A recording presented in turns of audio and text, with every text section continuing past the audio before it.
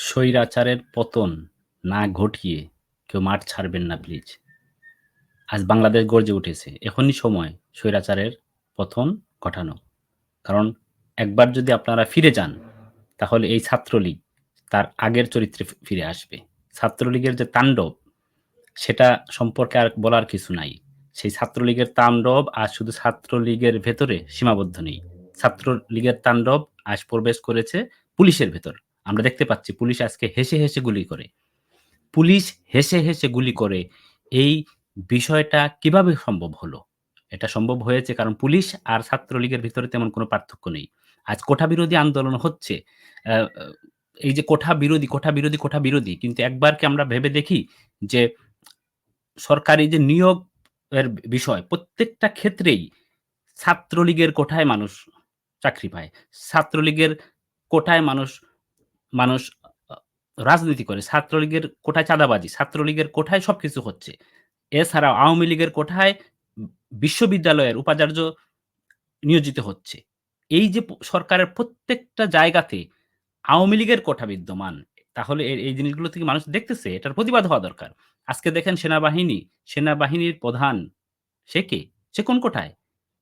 এটা ভাবার সময় এসেছে। আর এখনই সময়। এখনই যদি আমরা না ভাবি এবং সরকারের পতন যদি আমরা না ঘটাই, তাহলে আমাদেরকে এটার জন্য পরে আফসোস করতে হবে। সময় মতো সঠিক পদক্ষেপ নিতে হবে। আন্দোলনকারীরা পুলিশের গুলির সামনে পুলিশের সামনে দাঁড়িয়েছে এবং গুলিতে মারা যাচ্ছে। মৃত্যু ভয়ে আজ কারো ভেতর কাজ করতেছে না। মানুষ রাস্তায় নেমে আসছে। এই যে বিষয়টাই পুরোটাই হচ্ছে গিয়ে এক স্বৈরাচারের বিরুদ্ধে আন্দোলন। আপনারা আন্দোলনটা সফল করুন। আপনাদের প্রতি অনুরোধ যে যেভাবে পারেন, যেখান থেকে পারেন আপনাদের ভয়েস রেইজ করেন। আপনারা সাহায্যের হাত এগিয়ে নিয়ে আসেন। সাহায্য এর আগেও আমরা দেখেছি। পানি নিয়ে সাহায্যের বিষয়টা এখন সবাই জানে যে কিভাবে মুগ্ধ পানি লাগবে কিনা নিয়ে সে সবাইকে পানি বিতরণ করেছে। আজকে আমরা দেখি হকাররা তাদের যে খাবার সিঙ্গারা বা অন্য যে খাবারগুলো আছে তারা সেগুলো নিয়ে স্টুডেন্টদেরকে মানে বিনামূল্যে দিয়ে দিচ্ছে। তে তাদের বলতেছে স্টুডেন্ট ফ্রি। এই যে মানবতা, এই মানবতাটাকে আ আ আমরা এগিয়ে নিতে হবে। এখানে অনেকগুলা বিষয় আসবে। আপনারা দেখেন শুধু যে এই ছোট বিষয় না কিন্তু। এখানে আমরা দেখেছি মায়েরা পানি নিয়ে আসতেছে, আন্দোলনকারীদের হাতে পানি তুলে দিচ্ছে। এটা বিরাট বড় একটা জিনিস। তারপরে আমরা দেখেছি আন্দোলনকারীদেরকে মায়েরা ভাত রান্না করে নিয়ে এসে খাওয়াচ্ছে। এটা আমরা দেখতে পাচ্ছি। সেই চাপটার পরে এখন দেখেন, এখন কিন্তু মোটামুটি যাদের ভেতরে ভয় ছিল, ভয়ের রাজত্ব ছিল, ভয়ের সংস্কৃতি আমাদের সমাজের প্রত্যেকটা জায়গায় প্রবেশ করেছিল। ভয় তো মানুষ পাবেই, ভয় পেয়েছিল। সেই ভয় থেকে মানুষ এখন আস্তে, আস্তে বের হয়ে আসতেছে। যারা আসতেছে তাদেরকে ওয়েলকাম এবং আমার অনুরোধ যে যার যেখানে পারেন, যেভাবে পারেন আপনারা সহযোগিতা করুন। আপনারা যারা আনন্দ করছে আপনার পরিচিত মহলে তাদেরকে প্রয়োজনে অর্থনৈতিক সাহায্য করুন। যারা দরিদ্র আছে তাদেরকে যারা বিত্তশালী আছেন তারা টাকা দিয়ে সাহায্য করুন। প্রত্যেকটা গ্রামে যারা মারা যাচ্ছে, আহত হচ্ছে তাদেরকেও সাহায্য করুন। এটাও একটা কিন্তু আপনার অবদান থাকবে যে আপনি যেভাবেই পারেন সহযোগিতা করেছেন। সরকার টিকতে পারুক বা না পারুক, আপনি আপনার নৈতিক দায়িত্বটা পালন করুন। স্বৈরাচারের বিপক্ষে আপনি যতটুকু পারেন, ততটুকুই করুন। অতটুকুই আপনার নৈতিকতা। আজ আপনি কে হিন্দু, কে মুসলমান, কে আস্তিক, কে নাস্তিক এগুলো আসলে ম্যাটার করতেছে না। এগুলো আর ম্যাটার করবে না। কারণ হচ্ছে গিয়ে জাতির অস্তিত্বের উপর হামলা হয়েছে। মানুষ এটা আমার কথা না। সবাই বলতেছে যে ৭১ এর যুদ্ধ পরবর্তীতে এই ২৪ এ এটা যুদ্ধ হচ্ছে। তাহলে এটা যদি যুদ্ধ হয়, যুদ্ধে ৭১ এ যেভাবে মানুষ সাধারণ মানুষের পাশে দাঁড়িয়েছিল ঠিক এভাবেই আপনারাও দাঁড়িয়ে যান। এটা হয়তো বহিঃশক্তির বিরুদ্ধে যুদ্ধ নয়। বাট শত্রু তো শত্রুই। শত্রু সে হোক আপনার ভেতরের শত্রু, হোক সে বাহিরের শত্রু। ভেতরের শত্রু যদি আপনার জন্য ভয়ানক হয়ে ওঠে, তাহলে সেই শত্রুকে আর বাহিরের শত্রু আর ভেতরের শত্রু দিয়ে কি করবেন? আর সুযোগ, সুযোগের সুবিধা সবাই নেয়। আমার কেন যেন মনে হচ্ছে বাংলাদেশে একটা বড় রকমের নাশকতা করা হবে। তার বিষয়গুলো আমরা দেখি সরকারের যে প্রতি মুহূর্তের আচরণ যে পরিবর্তন হচ্ছে এটা দেখে আমি ভয় পাচ্ছি।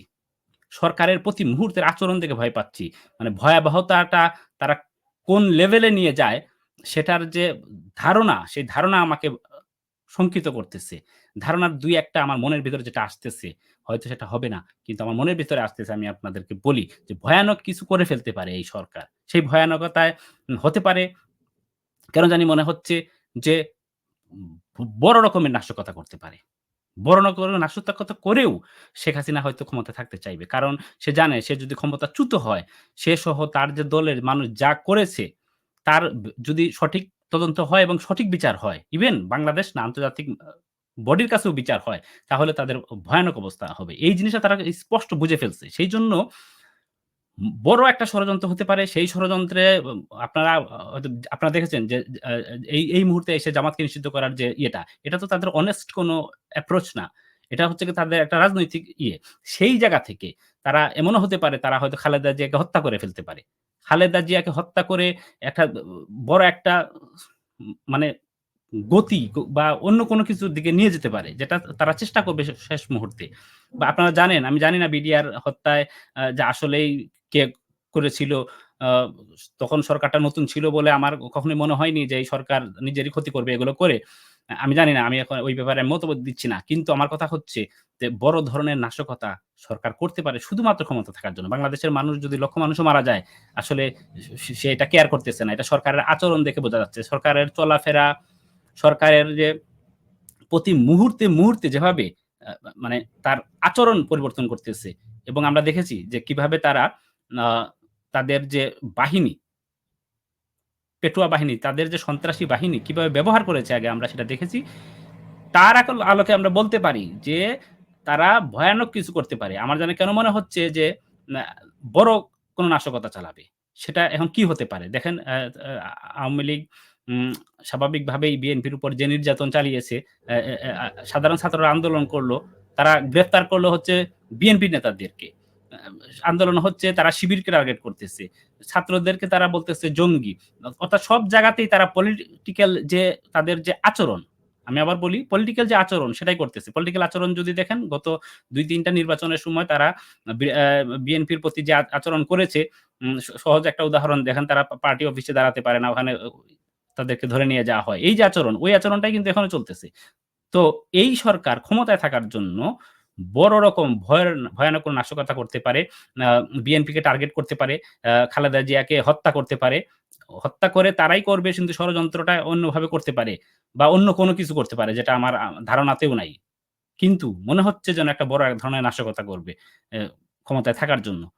তো আপনারা দেশের মানুষ সাবধান থাকবেন। আমি এটা আমার অনুরোধ যে আপনারা সচেতন থাকবেন, কেয়ারফুল থাকবেন, সাবধান থাকবেন। কোন ষড়যন্ত্রের ফাঁদে পা দিবেন না।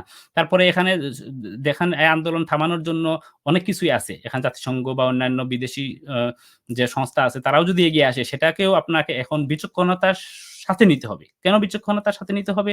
কারণ সরকার সুযোগ খুঁজবে, ফাঁদ তৈরি করবে। যেই ফাঁদটাকে মনে হবে যে আপনাদের নিজেদের পক্ষে। জাতিসংঘের মাধ্যমেও সে ফাঁদ তৈরি করতে পারে। এখন হয়তো এতদিন জাতিসংঘকে অ্যালাও করে নাই। দেখা গেল জাতিসংঘ অ্যালাও করতেছে। অর্থাৎ আন্দোলনটা কোনভাবে যেন আপাততভাবে ইয়ে করা যায়। তারপরে কিন্তু তার চেহারা সে পাল্টিয়ে ফেলে। আমরা দেখেছি যে আ আমেরিকাকে আমাদের বাংলাদেশের শত্রু বানিয়েছে। এই কথাটা বলতেই হচ্ছে। আমেরিকা আমাদের এইভাবে শত্রু ছিল না। কিন্তু সরকারের শত্রু হয়ে গেছে। আমেরিকাকে তারা আমাদের শত্রু বানাচ্ছে। বাংলাদেশকে হঠাৎ করে চীনমুখী আ আ হয়ে যাচ্ছে। বাংলাদেশ হঠাৎ করে রাশিয়ামুখী হয়ে যাচ্ছে। এই আচরণগুলো কেন হয়েছিল? এই আচরণগুলো হয়েছিল শুধুমাত্র ক্ষমতায় থাকার জন্য। প্রশ্ন আসছে যে সেন্ট মার্টিন নাকি আমেরিকা চেয়েছে। এই ধরনের বক্তব্য, এই ধরনের কাল্পনিক বক্তব্য কেন আসতেছিল? কারণ শুধুমাত্র ক্ষমতায় থাকার জন্য সরকার যা ইচ্ছা তাই বলতেছিল। ওই আচরণের কারণে আমি বলতেছি কথাগুলো। যে তারা দেশকে যেকোনো মূল্যে ক্ষমতায় থাকার জন্য যেকোনো ভয়ানক কাজ করতে পারে। সেই ভয়ানক কাজ কি হবে এটা আসলে বলা কঠিন। কারণ ক্ষমতায় থাকার জন্য তাদের যে যারা আওয়ামী লীগকে এতদিন পরামর্শ দিয়ে ক্ষমতায় রেখেছিল, তারা তো বসে নেই। তারা তো তাদের শেষ চেষ্টাটা করতেছে। তারা বসে নেই, তারা তাদের শেষ চেষ্টাটা করতেছে এবং সেই শেষ চেষ্টা হিসেবে আ আমি অনেক কিছু বললে এটা সমস্যা হয়ে যাবে। সেইজন্য বলা যাচ্ছে না। আমরা জানি ষড়যন্ত্র দেশের ভেতরেও আছে, দেশের বাহিরেও আছে। দেশের বাহিরের কোন শত্রুকে যদি স এই শত মানে পক্ষকে যদি আ বিশেষভাবে ব্যবহার করতে চায়, সেটাও কিন্তু একটা ভয়ানক জায়গায় তৈরি হবে এবং সেনাবাহিনী আমি জানি না সেনাবাহিনী তার নৈতিকতার জায়গা থেকে সে কি করতে চাইবে আমরা দেখেছি আ তার দুর্বলতা। আশা করি বাংলাদেশের মানুষের যে মনের যে কম্পন তারা ফিল করতে পারবে এবং বাংলাদেশের মানুষের মনের যদি যে চাহিদা, যে কম্পন সেটা যদি তারা অনুধাবন করতে পারে, তাহলে আমার মনে হয় না তারা মানুষের উপর গুলি চালাবে। একটাই কথা, গুলি বন্ধ হোক। সেনাবাহিনী যদি বাংলাদেশের মানুষের উপর গুলি করে, এই সেনাবাহিনীর মান-সম্মান আর কখনো ফিরে আসবে না। সেনাবাহিনীর বাংলাদেশের আমি নিজেও অনেক সময় বারবারই বলেছি, বাংলাদেশের সেনাবাহিনীর আমি প্রশংসা করেছি। বাংলাদেশ সেনাবাহিনী আমি চাই না বাংলাদেশের সেনাবাহিনী ক্ষমতা নিক। বাংলাদেশের সেনাবাহিনী ক্ষমতা নিক এটা আমি চাই না। তারা নীরব থাকুক। বাংলাদেশের মানুষই সিদ্ধান্ত নেবে কে ক্ষমতায় যাবে, কে ক্ষমতায় যাবে না। ফেয়ার ইলেকশন হলেই যে যাকে মানুষ নির্বাচন করবে সেই ক্ষমতায় যাবে। আমাদেরকে নিশ্চিত করতে হবে। এখানে ছাত্রদের উদ্দেশ্যে কয়েকটি কথা বলা খুবই জরুরি। আন্দোলন কোটা আন্দোলন দিয়ে শুরু হয়েছে। সেই আন্দোলন আজকে বড় গণ আন্দোলনে পরিণত হয়েছে। এখানে একটা জিনিস মনে রাখতে হবে সরকার বদল হয়। এই সরকার যাওয়ার পরে হয়তো আরেকটা সরকার আসবে। সে যে সরকারই আসুক, আপনারা আপনাদের যে রাইটস আছে সেগুলোকে আপনারা আরো সুসজ্জিত করতে হবে। আমি আমার কথাগুলো আবার বলি যে আপনাদের ছাত্রদের যে অধিকার সেগুলোকে আপনারা আরো সুসজ্জিত করতে হবে যাতে পরবর্তী সরকার যেন আপনাদের উপর আবার সেই একই রু মানে নির্যাতন না করতে পারে। এখন আপনাকে ছাত্রলীগের নির্যাতন থেকে বাঁচার জন্য সরকার পতন হবে। কিন্তু পরে যদি দেখা যায় যে ছাত্র শিবির বা ছাত্র দল সেই একই নির্যাতনের দায়টা নিয়ে নিল, তাহলে তো আর এই আন্দোলনের সফলতা আসলো না। সো আমি শুধু বলতেছি যে আমি আশা করতেছি সরকার পরিবর্তন হবে। সেই জায়গা থেকে কথাগুলো বলতেছি এবং সরকার যদি পরিবর্তন হয় ছাত্রদের আগে নিশ্চিত করতে হবে যে এই যে ছাত্রদল, ছাত্রলীগ এবং ছাত্র শিবির কেন্দ্রিক যে ক্যাম্পাসে যে হত্যাযজ্ঞ চলে, যে রাজনীতি চলে, যে লেজুর ভিত্তি চলে, বিশ্ববিদ্যালয়ের শিক্ষকগুলো যেভাবে আমরা দেখেছি যে ছাত্রলীগ, ছাত্রদল ছাত্র শিবির এদের উপর ভরসা করে ভিত্তি করে পলিটিক্যাল উইং তৈরি করে এটা আমার নিজের চোখে দেখা। পলিটিক্যাল উইং তৈরি করে তারা বিভিন্ন পদে আসীন হয়। এই যে জায়গাটা, এটা বন্ধ করতে হবে। এটা বন্ধ করার জন্য আপনাদেরকে সুসজ্জিত হবে, নতুনভাবে আসতে হবে। ব্যাপারটা শুধু এটা না যে আমি ক্ষমতার পরিবর্তন করিয়ে দিলাম। আ সরকার পতন হয়ে গেল, তারপরে আরেকটা সরকার আসলো। তাতে করে আপনার ভবিষ্যৎ কিন্তু এখানে নিশ্চিত হচ্ছে না। ভবিষ্যৎ নিশ্চিত হওয়ার জন্য আমাদের প্রত্যেকটা সিস্টেমের যে পরিবর্তনের যে জায়গাগুলো, সেগুলোকে পরিষ্কার করে দাবির মাধ্যমে নিয়ে আসতে হবে। নির্বাচন কমিশন যেন কেউ আর ব্যবহার না করতে পারে, সেটা নিশ্চয়তা তৈরি করতে হবে এবং এই ছাত্রদেরকে সেখানে সম্পৃক্ত করতে হবে। গণমানুষকে সম্পৃক্ত করতে হবে। দাবিগুলোকে সুসংগঠিত করতে হবে। সময় বারবার আসে না। একবারই সময় আসে এবং আমার মনে হয় এখনই সেই সময় যে আপনারা সরকার পতন ঘটাবেন এবং সরকার পতন ঘটার পর আরেক সরকার যেটা আসবে সেটা যেন আপনার সরকার হয়। সেদিকে মনোযোগ দিতে হবে। সবকিছু তো আর এক কথায় বলা যাবে না।